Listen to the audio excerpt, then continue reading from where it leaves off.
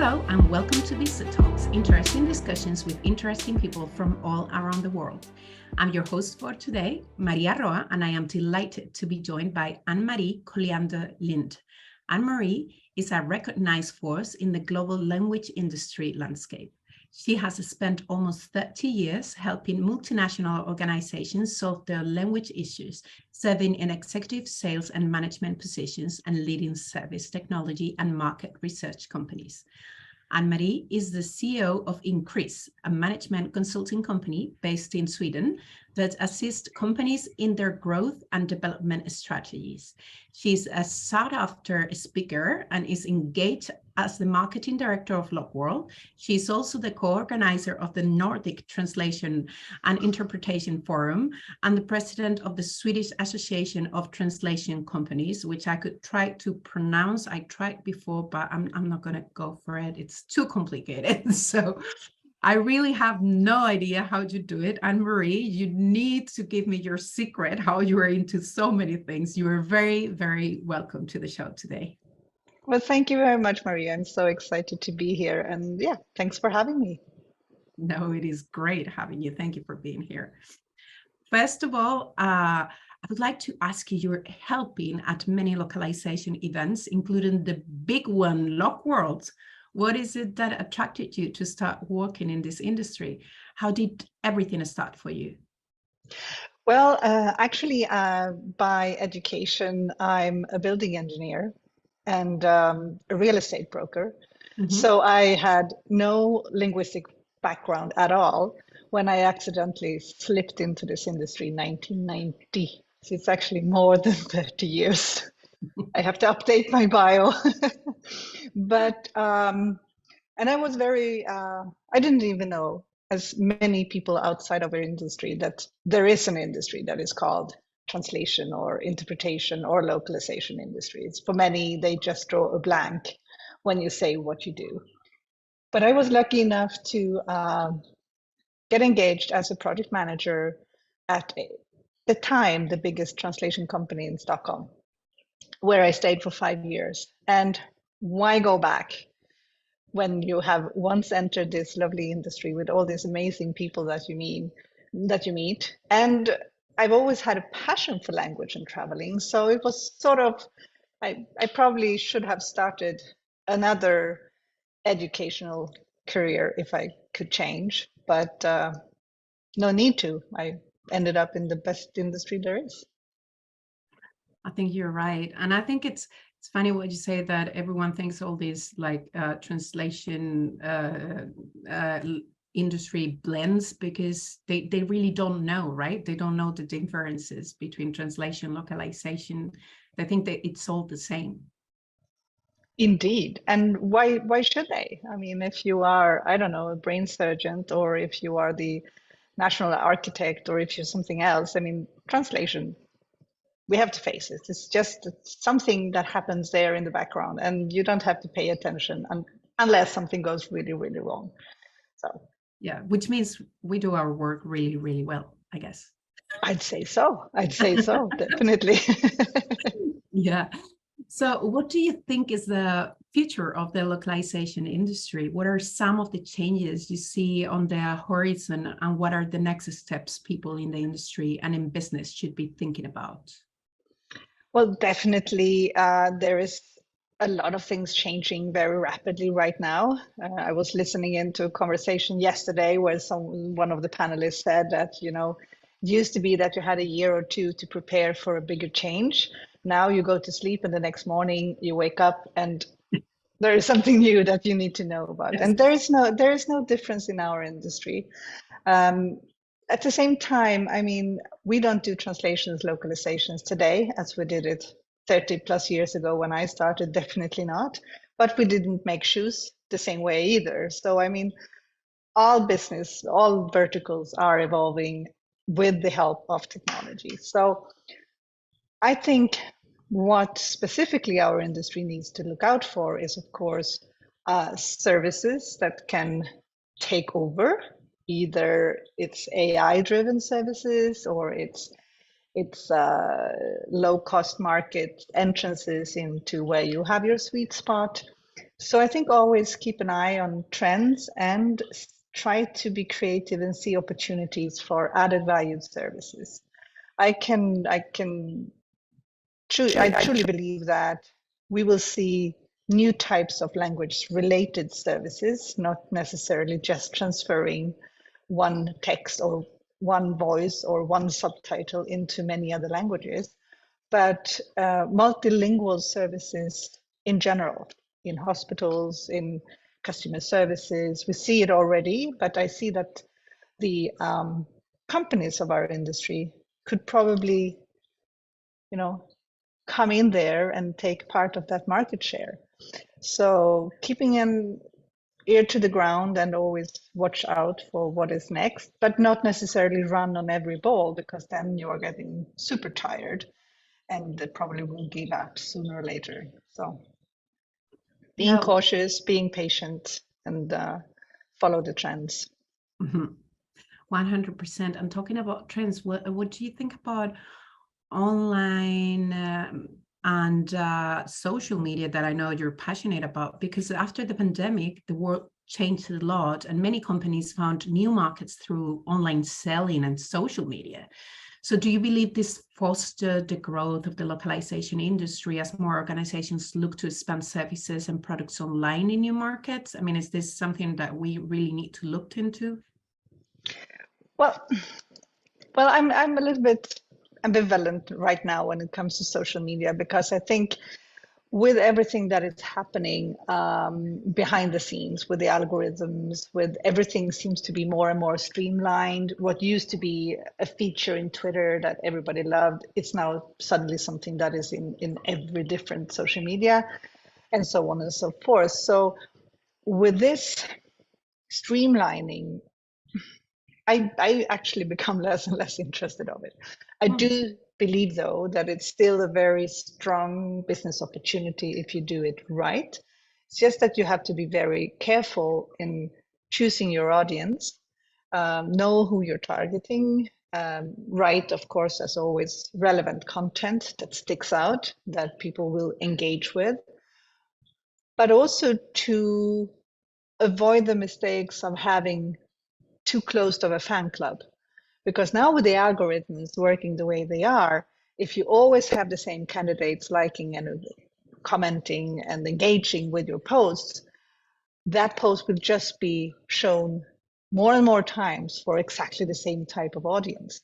So if your fan club is your family, your friends, your employees, it's very unlikely that you will reach out beyond that target audience. And here, of course, I'm talking about small to medium-sized companies that have limited budget. If you have tons of money, you can do whatever you want and you will still be successful. But if you have a limited budget for those kinds of activities, you need to plan it quite carefully nowadays. 5 years ago, it was easier, I'd say. You could trick the system, you could learn all the different perks of each individual social media and do it cleverly to reach out to the people that you want. Today, it's much more complicated. Yeah, that's actually, I think you're completely right. It's all the algorithms are changing daily, and that makes it really complicated. And sometimes we thought that by telling all our friends and employees, like you're saying, please just like it, so we're going to get to be seen by more people, that doesn't work anymore. And again, they change on a daily basis. What you thought you knew last week, and then you're going to show it to someone and said, nope, that's not an option anymore. No. And I also think that we also saw a big change in how you can use social media for your marketing with the strengthened GDPR legislations. So these nice options that you could pick to say, I want this to be shown for people who follows me and follow me and their friends. It's in most countries that's not an option anymore, because you're not allowed to do that because of integrity reasons.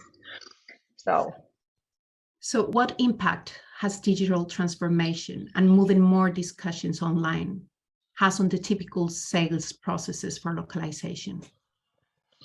Oh, that's a tough one. Well, we all had to adjust, whether we liked it or not, during the pandemic to become digital. And I think if anything good came out of the pandemic, that would be it. That a lot of governmental bodies, slow-moving companies had also to adjust to a digital environment, which I think is good. We're saving a lot, especially in, let's say, interpreting services, now that we have shifted a lot of the on-site interpreting to online interpreting, over the phone interpreting, which is good for the interpreters, it's good for the customers, it's also good for the environment, that we don't have to travel the world to see our clients.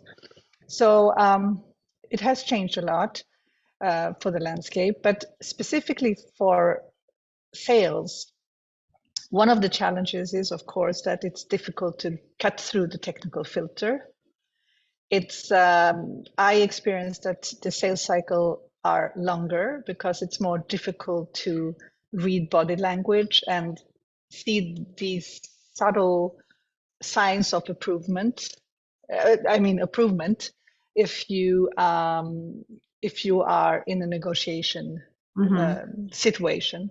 If you are in the same room, you can normally observe and sense that what I'm saying now makes sense. And if it doesn't make sense, you can change slightly, or you can give a little bit extra to seal the deal. But in the digital meeting, it's very difficult to tell. So I'm observing sales team wasting more time on opportunities because they can't vet, is this really going to go through or not? And then, as with most other things, it works for some, it doesn't work for others. So I have seen individuals that have been sort of uncomfortable in the physical room shine in the digital room, and the other way around. So very, people, like myself, I'm a people person. I need to touch and feel and meet and so on. So without that, I'm a pretty bad salesperson. So I think, some people gain from this and some lost. Let me add something to that, because I feel it's also a cultural thing, because I live in Spain and we are also a people person, like we do everything and we close everything kind of like, I'm going to say with a meal, but it's like we need to meet the other person. And sometimes business are done because we really like the other person. I mean, that's it. We like the people that we're working with. And that's the reason why I chose you as a supplier instead of another person. It's because I feel comfortable with you. And that happens many times and many places. It's not because it's like a few dollars more expensive or a few dollars cheaper. It's just because I really feel like we're going to be able to work together. And that behind a screen, it's hard to be done. I lived in Spain and I lived in Mexico, and in Mexico I remember no deal was closed if we didn't have a meal and we drank tequila, which for me was impossible because I've never drank tequila. So it was like, no, sorry, I don't drink tequila. And they were kind of like, oh my God, she needs to drink tequila to close this deal. And I was like, no. But it was the way they did it. So I think it's something cultural sometimes that they need that people, like that touch, like you said, in order to close a deal, the salespeople. So for some of them, it must be a lot harder, right? Indeed. And in that sense, I think I'm more Spanish than I'm Swedish, because I bet a lot of Swedish people feel very comfortable not having to go there and risk giving a sweaty handshake and being exposed in the room full of people. You're right about that too. But having said that, I think there are some markets that perhaps the differences weren't that great. I mean, if you look at selling in America, there's a lot of, over the phone selling. You don't cross the continent to meet as regularly as we normally do in Europe, where, it's just an hour jump with a flight and you're in Spain, or an hour and a half. So yeah, it differs, I believe, from culture to culture, but definitely we all had to adjust, and some could shine and some could not. And Okay, so now we're going to change matters. I would like to let our audience know that we're recording this episode on March 2023, in case they're seeing this episode after the date. So at the time of their recording, you're no doubt busy with LocWorld 49 in Malmö, Sweden, which is your home city. And it is themed Learning from the Past, Planning for the Future. This should be an exciting event. What do you think makes LocWorld such a special event? Well, first of all, a disclaimer. Malmö is not my home city, but Sweden is my home country. I live 2 hours from Malmö. That's all right. No, I think what really differs LocWorld, and I am biased, so of course I think it's amazing.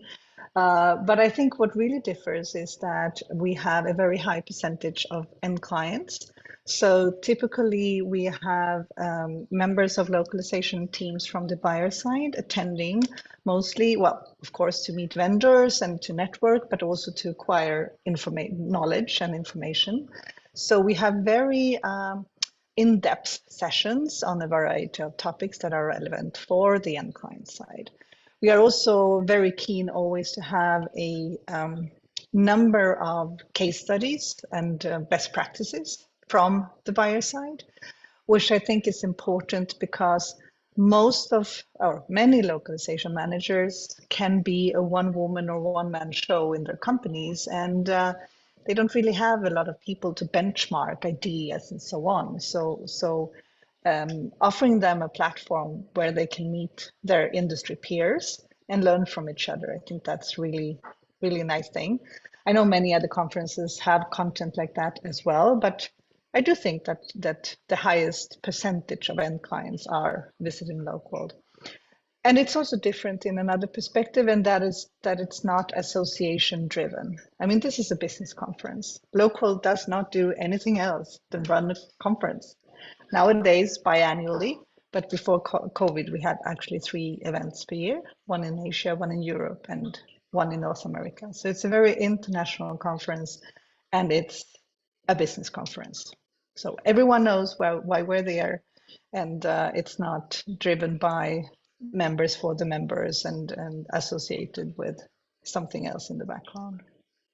And just if anyone wants to attend, this one will be from June 6th to the 8th, I believe, right? That's correct. And it actually starts with a welcome reception on the National Day of Sweden.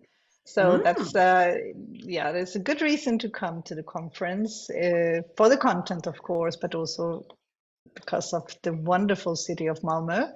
People might think that this is in the middle of nowhere, but it's actually just a 20-minute train ride from Copenhagen International Airport. So when you land, you go straight from the arrival area down to the train that takes you right to the venue, and it's a short 5 minutes walk to the conference center. And June is the most beautiful time of the year to visit Sweden. Sounds great. We'll be there. Just saying. Sure. VistaTalks will be there. That's great to know. So this is going to be our last question. It went really fast, but we need to know, at Inkrease, you currently work, you're mentoring businesses to develop their strategies and help them grow. Can you share with us the kind of work that is involved when you have to mentor them? Does this include content, social media, sales? What is it? All of the above, I would say. But so when I engage with a company, which is my typical customer is a small to mid-sized translation companies that have maybe been 10 years in business or more, and they feel the urge of making a change. It can be growth. It doesn't have to be growth. It can also be entering a new market or developing a new service, or just the fact that they have been stagnating and they don't know where to go next. And this is a battle that smaller companies always have because they are in competition with much larger players with more muscles and what to do next. So my typical engagement is to, first of all, go and get to know the company, but then follow the company for a certain amount of months.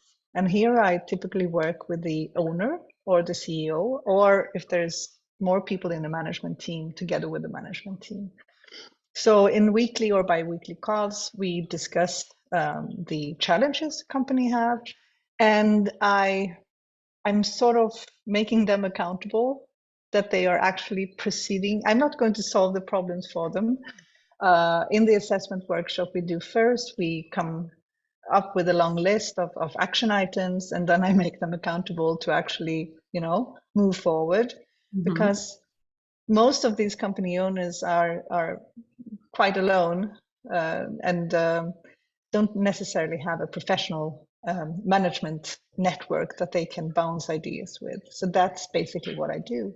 And then the translation industry is built, the foundation is very well educated professional linguists normally that has evolved into business people, and they know every nitty-gritty detail about their operations, their processes, their quality assurance, their certifications and everything, but they are normally not that acquainted with the sales and marketing side of things. So that's sort of a gray zone where they don't know how to tackle. So how do you hire your first salesperson? How do you start a social media campaign? Where do you go? Where do you post it? Because if you have grown your business over the last 10 years by organic growth and you haven't really done anything, and suddenly the orders are not coming in anymore, what do you do then? Or you feel the urge of growing because you want to make an exit, you want to sell your company in a couple of years. So that's typically where I come in, where a company owner feels lonely or in the need of support in the changes they want to make. Do you have any where they can contact you? Can you give it to our audience in case? Indeed, either they can go to visit my website, which is Inkrea, inkrea.se, which together with the abbreviation of the domain is Inkrease. Or they can just write me at annemarie@inkrea.se. That's also possible. That's great. Well, we'll leave it out there. And my last question would be, is there anything else that you would like to share with our audience today? Well, I thought about that question, and I am a strong believer in networking, not only for the fun of networking, but also that you can build your tribe with the help of your network. So if you are a small company business owner, if you are a localization manager on the buy side, or anyone else, and feel that you sometimes need support, it doesn't need to be that you hire a paid consultant. You can build a tribe and a network with peers that can support you. And I think this has also grown during the pandemic, coming back to that, there are so many great networks. I mean, you can go to LocLunch, you can engage with Global Sake, you can join Women in Localization, or any other means of contact. So start working on your network. And this is also a social media thing. Engage, find friends, engage with other people that, have similar needs or similar challenges as you do, because alone is not strong. It's better to have a tribe around you that you can trust. So for business and privately, that's what I would like to add to the conversation. That's such a great advice to end up with. Thank you so much, Anne-Marie. It was great having you. It was a pleasure talking to you. Well, thank you for inviting me. And again, it was my pleasure. Well, so that's the end of today's show with Anne-Marie Colliander Lind. Please make sure to tune in again to see or to listen to the next VistaTalks show, where we'll be discussing more interesting topics with interesting people from all around the world.